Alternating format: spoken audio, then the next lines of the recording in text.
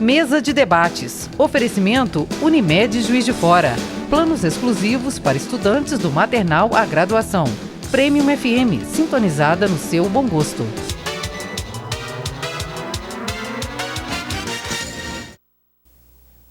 Estamos de volta com a mesa de debates aqui pela TVE Juiz de Fora. No dia 6 de setembro, o Juiz de Fora ganhou destaque nos noticiários nacionais após o atentado contra o presidente Jair Bolsonaro em um ato de campanha no centro da cidade. O presidente foi encaminhado para a Santa Casa e passou por uma cirurgia que durou 2 horas. A gente vai aproveitar a presença do Dr. Paulo Gonçalves de Oliveira Júnior para falar mais sobre esse acontecido, que para muitas pessoas ficou com algumas questões a serem esclarecidas. E para começar, eu queria que o senhor falasse qual o estado que o Bolsonaro chegou até vocês. Na verdade, quando eu cheguei à Santa Casa, ele já havia sido atendido, ele já tinha passado pela emergência da Santa Casa e já estava na tomografia.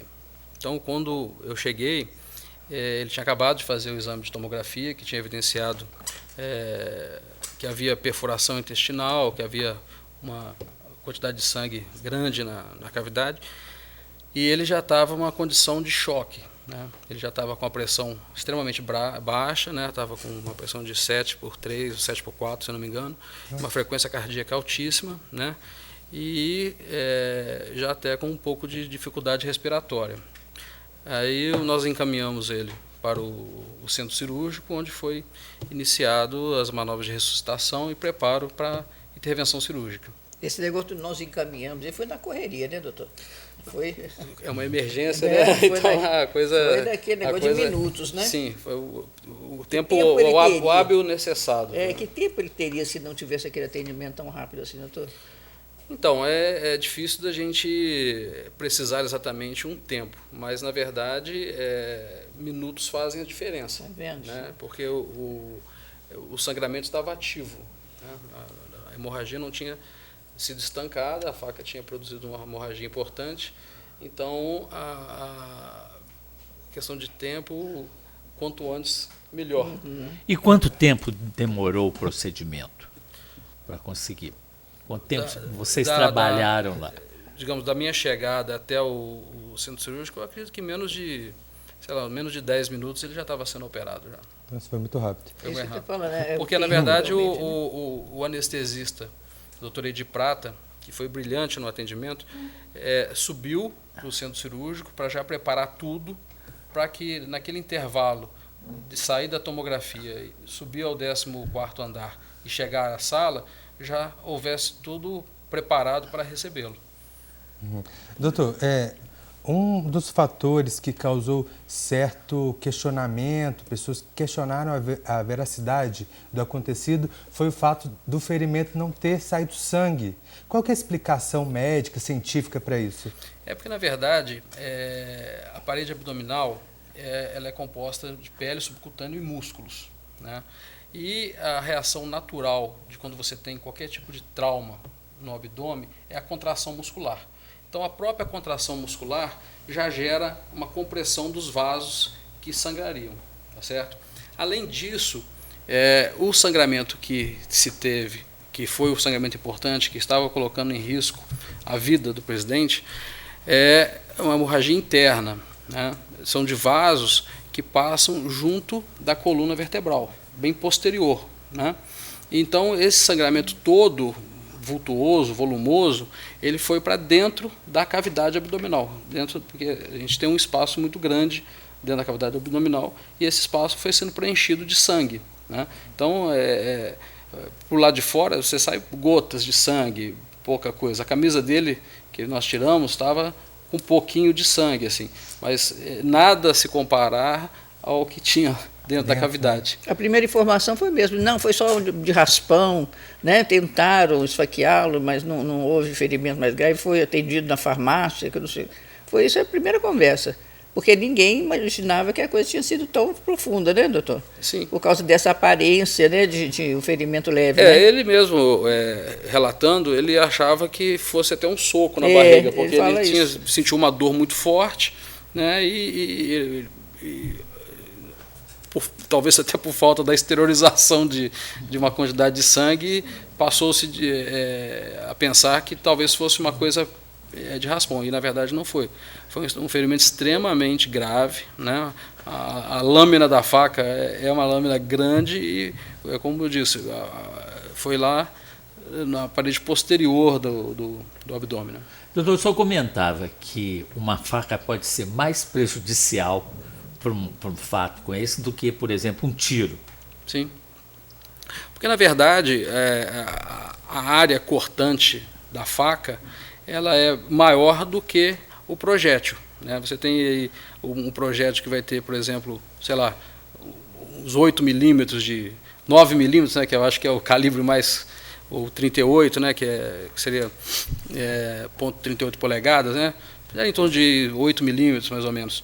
E você tem uma faca que pode ter aí 3, 4 centímetros de lâmina, né? Então o ferimento por faca, muitas vezes, ele é mais letal, né, dependendo, obviamente, de onde cada projétil, do projétil ou da faca, pode ser mais letal do que uma arma de fogo. O senhor estava falando também, doutor, para a gente aqui em off, que o fato da pessoa ter penetrado a faca e tirado a faca piorou muito a situação, porque facilitou mais para a hemorragia, né?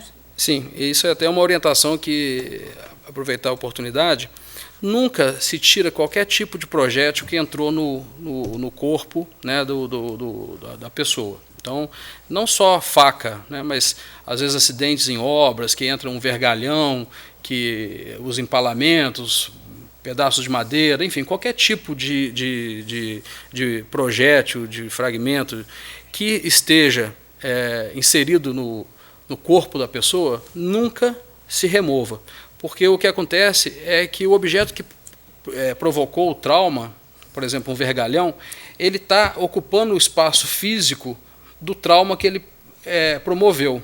Se você tira, aquele espaço físico fica aberto, ele deixa de ocupar aquele espaço, e se for conteúdo intestinal, vai vazar os líquidos intestinais, se for um vaso, vai ter o sangramento, né, vai ter a hemorragia, porque destampona aquele orifício que foi criado. Vencido esse primeiro tempo difícil do presidente, vem agora o segundo tempo, que também não é fácil, né? Que é tirar a colostomia. Que é o fechamento da colostomia. É. Na verdade, o que acontece é que, por uma questão de se tratar da emergência, foi optado por não se fazer a anastomose da alça intestinal, né? Isso significa fazer a costura da alça intestinal? Isso, porque as alças intestinais, nós temos o delgado, que é o intestino mais, que eu conheço como intestino mais fino, né? A alça intestinal do intestino delgado, e o intestino grosso, que é propriamente onde tem as fezes, porque é durante o trânsito intestinal, que vai sendo absorvido os nutrientes, o que sobra, né, vai para o intestino grosso formar as fezes. E existe uma colonização imensa de bactérias no intestino grosso. Então, um intestino sem preparo, né, com fezes, com contaminação maciça bacteriana, é muito susceptível a não cicatrizar completamente o que a gente chama de anastomose, que é a emenda do intestino. E isso pode promover uma fístula, né, que vai extravasar fezes para dentro da cavidade e causar uma peritonite fecal, que é um quadro extremamente grave, né? Então, por isso que foi optado por se exteriorizar a alça intestinal em forma de uma colostomia e sepultar, né, fechar o restante o coto distal do intestino grosso. E aí agora o que vai ser feito vai ter que se passar de novo por uma laparotomia para se pegar a parte distal, né, do intestino grosso, do colo transverso, e emendar, né, que a gente chama de anastomose, costurar de novo para restabelecer o trânsito intestinal, para ele poder voltar a ter uma evacuação fisiológica. E quanto tempo ele leva para essa recuperação? Então, parece que ele iria fazer dia 12, dia marcado. O que foi passado até pela própria imprensa é que dia 12 de dezembro ele vai fazer o procedimento, né? Normalmente esse procedimento, o paciente vai ficar internado, vai fazer um preparo, vai fazer uma limpeza desse intestino grosso, tanto proximal quanto distal, né? A parte de alimentação sem resíduos, para não ter o mínimo de conteúdo, o jejum, né, e a limpeza da parte distal do intestino, né, para você minimizar o risco de infecção. Vai receber antibióticos, todo um preparo, uma condição para que, se Deus quiser, tenha um sucesso e tenhamos nosso presidente dia 1º de janeiro subindo a rampa. O senhor estava comentando em off aqui a questão do Tancredo, que se tivesse feito esse procedimento com ele, talvez o destino do país pudesse ter sido diferente. Depois que se passa, né, a gente pode analisar sentado atrás de uma mesa e discutir quais as condutas que talvez fossem melhores, né? Então, na verdade, a informação que eu tive da época que eu tive em São Paulo, fazendo a minha residência, é que, por uma questão até política da época que se vivia, né, que o Tancredo ia ser o presidente da República, e ele teve uma perfuração no intestino grosso também, por uma doença diverticular, né, uma diverticulite que perfurou o intestino. E que naquela época eles optaram por fazer a anastomose primária, e o que infelizmente acabou que ele teve uma sepsemia e evoluiu para o óbito. Então, essa preocupação que nós tivemos de fazer a colostomia, embora seja uma situação que o nosso presidente está passando difícil e que, infelizmente, milhões de brasileiros e milhares de brasileiros e milhões no mundo todo vivam com essa condição de ter uma bolsa de colostomia para o resto da vida, mas pelo menos a gente tem menos um fator para colocar em risco a vida do paciente naquele momento de urgência. Doutor, o que ele está passando com essa bolsa? Porque ele não é fácil lidar com isso. Ele está passando por uma situação, como eu disse, é uma situação extremamente difícil para o paciente, não só para ele, mas como para todos os pacientes no mundo todo que usam a bolsa. Muitos com bolsa provisória, que vão ser fechadas, como graças a Deus é o caso do nosso presidente, e muitos que, infelizmente, por terem, por exemplo, um câncer no reto, né, vão ter que ficar com essa bolsa de colostomia para o resto da vida. Porque, na verdade, a esterilização da alça intestinal para promover a eliminação das fezes, ela não tem controle. Então, você fica com a alça intestinal na parede abdominal e coloca-se uma bolsa para se coletar essas fezes. E não tem nenhum controle. Então, gases são eliminados o tempo todo, as fezes vão enchendo. Existe o risco, às vezes, que enche a bolsa descola e extravasa conteúdo fecal pelo corpo do paciente. Ele não tem controle nenhum. Costuma dar uns ferimentos também da cola da bolsa. A pele fica né? muito machucada, muito fragilizado. porque é como se fosse uma assadura. Né? E até para colar a bolsa, às vezes vai trocar a bolsa, vai tirar, trocar, dói. É difícil. Então, né? e para isso que existem também até serviços disponibilizados pelo SUS de comissões de ostomias, exatamente para poder ajudar essas pessoas num momento tão difícil, porque é muito difícil. Né? Você deixa de ter o controle fisiológico das suas fezes. Né? Você imagina se isso era ou não era um motivo, essa situação já era um motivo para você não exigir que essa pessoa fosse participar de debate político. Sim, com certeza. Eu quero aproveitar, então, para a gente fazer uma pergunta. Se fosse uma outra pessoa com menos condições e precisasse ser atendida no SUS, por exemplo, ela teria esse atendimento ágil, teria os mesmos acesso às mesmas condições? Isso, o SUS fornece, né, no PAN Marechal, o setor de ostomizados, né, onde é fornecida a bolsinha, é fornecido material de curativo, o familiar recebe o treinamento, né, e esse setor também é responsável pelo treinamento das UBS, dos enfermeiros, das unidades de saúde, que treina para a gente fazer essa troca da bolsa de colostomia. Mas todo o serviço é ofertado pelo SUS. Até a cirurgia, caso fosse necessário. Sim, tudo é coberto pelo SUS. Né? E o pós também com acompanhamento da bolsa, igual o doutor falou, casos que são eternos, né? A pessoa fica para o resto da vida com a bolsa, casos que são mais transitórios, né? Logo vai estar fazendo a troca, né? Voltando o intestino para o local. Doutor, essa situação agora dele fazer uma cirurgia outra vez, pouco tempo, né? Ele fez 2 cirurgias grandes, né? Isso aumenta o risco, porque ele deve estar frágil ainda, não? Ele perdeu muito sangue, ele emagreceu muito, né? Ele está nessa situação ainda muito desagradável. Ele está alimentando direito, está podendo comer de tudo direitinho? Eu não tenho contato diário com ele para falar com propriedade. Mas, na verdade, a colostomia ela não impede a pessoa de ter uma alimentação normal. Lógico que quanto mais alimentação com resíduos ela ingerir, maior vai ser o volume para a bolsa. A questão de recuperação do nosso presidente, e graças a Deus ele é um homem muito forte, muito saudável, né? É um atleta e extremamente disciplinado, né? Então, eu acho que nesses praticamente 3 meses que vamos fazer desde do dia da primeira cirurgia, né? Até agora, eu acho que ele já tem condições de ser submetido a fechamento da colostomia com toda a segurança, se Deus quiser. Doutor, vamos pausar a nossa conversa rapidamente?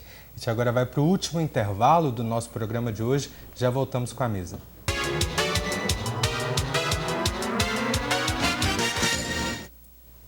Já estamos de volta com a mesa de debates para o último bloco do nosso programa de hoje. Doutor, o senhor falou que não tem contato direto com o presidente para saber da alimentação, como ele tem se portado, mas qual tem sido o contato de vocês, médicos, que fizeram a cirurgia, que salvaram o Bolsonaro, né, depois de todo esse acontecimento? O senhor esteve lá tomando um cafezinho com ele, né? Foi, tive a oportunidade, fomos até a casa dele, o Rodrigo Quiné, que foi um dos anestesistas que participou da cirurgia, né? O senhor Luiz, aqui da Associação Comercial, e a visita foi promovida através do deputado Marcelo Álvaro Antônio, né, que se dispôs a ir lá, inclusive, estava junto com a gente, saiu de Belo Horizonte para irmos lá na visita, uma pessoa espetacular também, o Marcelo. E a visita era para durar 20 minutos, nós ficamos mais de 2 horas, eu acho, né? A simplicidade e a vontade que ele expressa de termos um Brasil melhor é cativante, né? Parece que é tudo aquilo que a gente almejava de ter num presidente. E dissolve essa imagem toda que foi feita, a própria mídia e tudo, de homofóbica, isso aí, o que o senhor percebe chegando um cara que chegou pé da morte, né? Isso muda muito a vida de uma pessoa. O que eu pude perceber com a conversa que eu tive com ele é que não tem nada disso, sabe? É um homem de família, prova disso que os filhos estão o tempo todo junto com ele, adoram ele, né? A esposa dele, uma simpatia de pessoa, né? Simples. Recebeu Parece que foi criado um personagem dele, né? Eu acho que tentaram desconstruir a imagem dele, né? Taxando ele de um monte de coisa e pegando flashes de palavras soltas fora de contexto.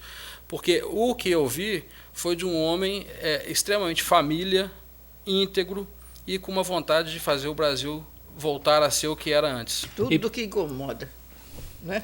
É tudo que incomoda. E parece que se perdeu uma oportunidade boa, que ele queria doar a sobra de campanha para a Santa Casa e que não foi permitido pela Justiça Eleitoral, né? Mas isso não, né, doutor? Tem uma legislação a ser cumprida, só isso. Eu não sou expert no assunto, mas a informação... Né? O fundo partido depois doa, né? Pode doar. Aí parece que a sobra vai voltar para o partido e o partido vai doar. E uma coisa também que é importante, eu não sei se vocês estão sabendo, é que ele tem uma verba que vai ser, acho que não sei como é que chama, acho que é verba de gabinete, emenda parlamentar, né? E que ele vai destinar 1 milhão para as Concer, e o deputado Marcelo Álvaro Antônio, que é o líder do PSL aqui de Minas Gerais também, que estava a gente, né, falou no dia, que também vai doar 1 milhão. Então vai ser muito importante que 2 hospitais que prestam um serviço de excelência para a população de Juiz de Fora, né, em especial ao SUS, né, a Asconcer vai receber 2 milhões e a Santa Casa também eu acho que vai receber próximo disso também, pelo que eu vi. Eu vi também ele falando que no dia que ele teve em Juiz de Fora, né, antes do ocorrido, né, do acidente lá, ele falou que naquele momento ele sentiu que ele ia ser eleito, porque a população estava muito, né, foi muito grande, né, a população assim, ao redor dele. Uma coisa que eu achei muito interessante, que nós chegamos na casa dele, eu sou conversa e tal, ele falou, doutor, o Brasil tem jeito, só pode ter certeza que o Brasil tem jeito, e que no que depender da nossa vontade, isso vai ser evoluído. Então, eu acho que são palavras fortes, né, e que é o que a gente quer, né? A gente quer um Brasil que a gente possa ter orgulho de viver aqui, né? E ele ficou com carinho, né, com o Juiz de Fora. Ele falou que agora tem 2 cidades de Natal, né? A cidade dele lá de São Paulo, doutor, e aqui. Essa cirurgia que ele vai fazer agora como a gente fala popularmente, é barriga aberta outra vez? Ai, meu Deus do céu, é tal de festa. Porque você tem uma parte do intestino que está exteriorizada, que está para lado de fora, na bolsa, e tem a outra parte que ficou dentro do abdômen. Então, você tem que abrir para ter acesso a essa alça, para tirar essa parte daqui tá, de cá, e anastomosar, né, fazer a emenda. E aí o intestino, as fezes vão voltar a passar pelo intestino e ter o caminho fisiológico, se Deus quiser. E quem é que vai fazer essa cirurgia lá no... Pelo que eu sei, vai ser o doutor Macedo, né? Que também já fez anterior, né? O que cuidou dele de quando ele saiu daqui de Juiz de Fora e foi lá para o Einstein. Teve aquela história de que veio uma equipe de um hospital, depois veio do outro. Eu não tive contato com essas equipes. Eu no dia... Jornalista, porque eu sabia de tudo, né? No dia seguinte à cirurgia, quando eu fui passar visita no nosso presidente Bolsonaro, que ele estava no CTI cirúrgico da Santa Casa, já estava lá a equipe do Albert Einstein, né? Então, o que eu sei que houve foi quando acabou a cirurgia, o Calil do Sírio-Libanês ligou, se dispondo a mandar a equipe. Agora, como que ficou essa situação, eu não posso dar informação, porque eu não sei. O senhor não sabe, mas nós sabemos. Eu queria aproveitar a oportunidade, já que a gente está falando sobre as equipes, que o senhor citasse também a equipe que fez parte desse trabalho aqui em Juiz de Fora, né? Foram alguns profissionais. Sim, isso aí... Acho que foi uma equipe tão grande, né, doutor? Não, mas isso é uma coisa que eu acho que é importante ser frisado, que eu estou aqui a convite, mas eu fui apenas um dos que participou do atendimento, né? E o atendimento na Santa Casa, a gente tem que lembrar que existe todo tipo de atendimento médico, é multidisciplinar, né? Então começa do porteiro da Santa Casa, fazendo a segurança para que não houvesse uma entrada grande de pessoas alheias à situação, a equipe de enfermagem que foi super atenciosa, prestativa, entraram no espírito de equipe, que aliás fazem com todos os pacientes, independente de ser com o presidente da República, né? Fazem com Mas todos ali os tinha pacientes. uma energia nova, né? Sim, existia uma cobrança maior, né? Mas as enfermeiras, né? A equipe de anestesia, né? Foram vários anestesistas colegas que inclusive não estavam de plantão, não estavam de sobreaviso, doutor Edir Prata Coimbra, o doutor Kleber, o Rodrigo Quiné, e depois chegaram mais outros. Da cirurgia geral, né? O Luiz Henrique Porsato, que foi o chefe da equipe, né? Cirurgião brilhante, o doutor Glaucio, que é também da Santa Casa, cirurgião de altíssimo gabarito, o doutor José Otávio, o doutor Rafael, né? Então, eu acho que tivemos a oportunidade de juntar um time que, graças a Deus, pôde atendê-lo da melhor forma possível. Se houvesse uma falha ali, a perda era muito grande, né? Porque não tinha outra alternativa. Santa Casa é Santa Casa, né? Não dava nem para transportar a pessoa para outro lugar, para procurar melhor atendimento. Tinha que ser ali, né? Na verdade, tinha que ser ali, resolvido ali. Que ser resolvido ou na Santa Casa, ou no HP, aonde ele chegasse, teria que ter o atendimento, porque não dava para fazer remoção com ele numa condição clínica tão ruim. Ele Mas em isso choque hemorrágico. até no SUS e tudo, eles estão acostumados, né? Porque que chega de baleado, esfaqueado, é uma quantidade Sim. enorme, né? O pronto-socorro, a equipe lá já conhece de lado, né? O grande problema é ter condições, né, doutor, de dar um atendimento assim tão profundo, né? Na verdade, acho que qualquer equipe que presta atendimento de emergência, né, embora a Santa Casa não seja o hospital de referência em emergência de Juiz de Fora, aqui em Juiz de Fora é o hospital de pronto-socorro, o HPS. É o HPS. Né? Mas, na verdade... E tem uma equipe de alto gabarito, né? Alto gabarito. Eu mesmo fui médico da prefeitura, era concursado da prefeitura, fui cirurgião vascular do HPS uns 8 anos, mais ou menos, né? E acaba que na Santa Casa também chegam pacientes de urgência, como foi o caso do Bolsonaro, né? Mas as equipes são muito adestradas, são muito treinadas, né? E eu acho que, sem puxar a sardinha para o nosso lado, eu acho que a equipe médica de Juiz de Fora é uma equipe de altíssimo gabarito, né? A gente perguntar, se fosse em outro hospital que tivesse sido levado, você acha que o atendimento também teria o mesmo padrão? Aqui em Juiz de Fora? Acho que sim. Né? Acho que sim, porque eu sou médico da Santa Casa, eu sou médico do Albert Sabin, eu sou médico do Monte Sinai. Então, na verdade, as equipes rodiziam, né? Então, já fui do HPS. Então, a gente é um corpo só, né? E eu acho que a medicina de Juiz de Fora é uma medicina de excelência, né?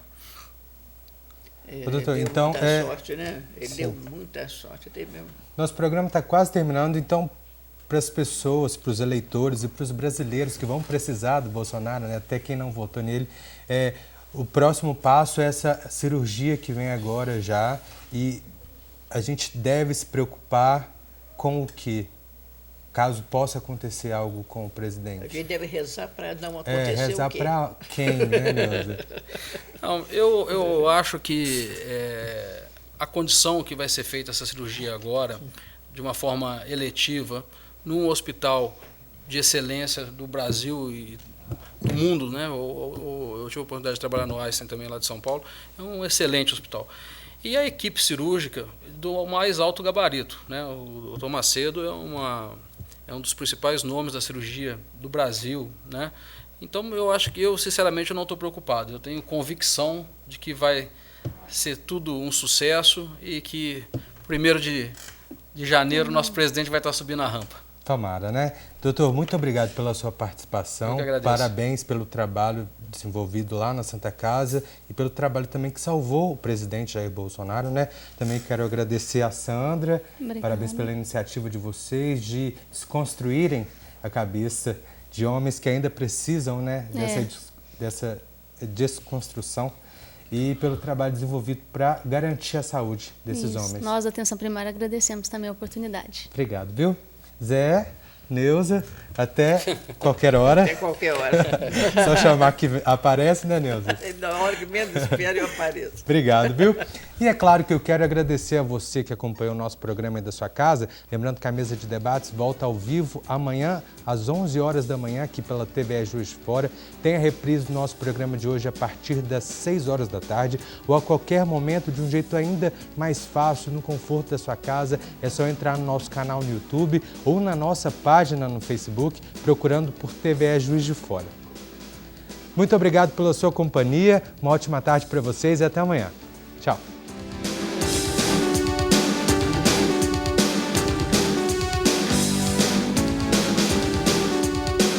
Mesa de debates. Oferecimento Unimed Juiz de Fora.